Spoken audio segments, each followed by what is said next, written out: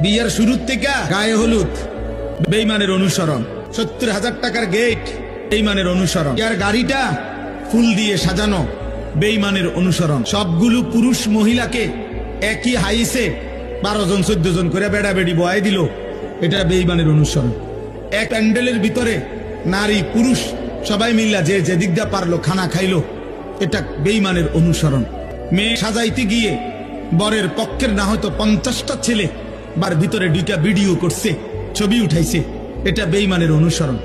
মেয়েটাকে যখন ছেলেটার হাতে তুলে দেয়, জামাইয়ের হাতে, চারিদিকের কমপক্ষে 10 ঘরের ভাবি চাচিরা আইসা ছেলের হাতে তুলে দিছে, এটা সম্পূর্ণভাবে হারাম, নাজায়েজ।